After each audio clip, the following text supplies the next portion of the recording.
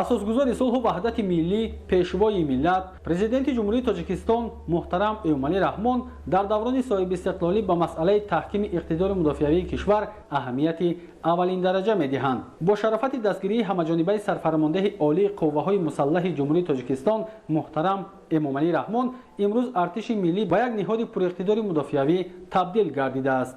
Дар ноҳияи Дарвоз отряди сарҳадии Дарвоз фаъолият менамояд ки ҳифз ва таъмини амниятро дар хатти сарҳади кишвар аз ноҳияи Шамсиддин Шоҳин, Дарвоз ва ноҳияҳои Ванҷу Рӯшон бар дӯш дорад. Он бо тамоми имконоти муосири назоратӣ ва техникаву лавозимоти ҷангӣ муҷаҳҳаз буда барои ҳайати шахсӣ, афсарону сарбозони моҳири ин ниҳод дар ҳудуди қисми низомӣ шароити зарурии зист муҳайё карда шудааст. 27 сентябр асосгузори сулҳу ваҳдати миллӣ, пешвои миллат, президенти ҷумҳурии Тоҷикистон муҳтарам Эмомалӣ Раҳмон дар идомаи сафари корӣ дар ноҳияи Дарвоз дар гузашти низомии қушунҳои сарҳадӣ, хизматчиёни ҳарбии дигар навъи қушунҳои хушкигарди вазорати мудофиа ва кормандони мақомоти ҳифзи ҳуқуқ иштирок ва суханронӣ намуданд. Нахуст пешвои миллат муҳтарам Эмомалӣ Раҳмон ҳамаи сарбозони далери ватанро бо солгарди истиқлоли давлатӣ табрику таҳният гуфтанд.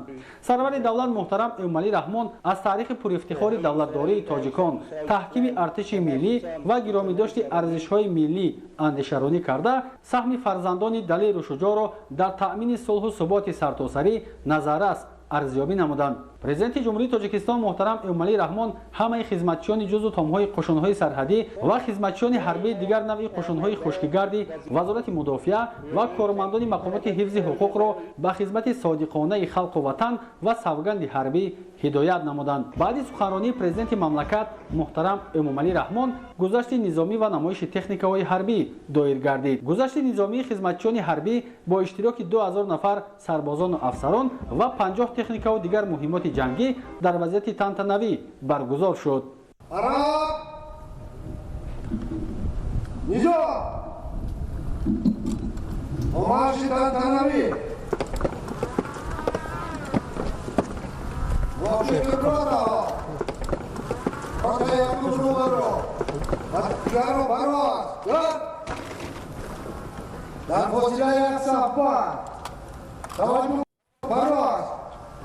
Покажа!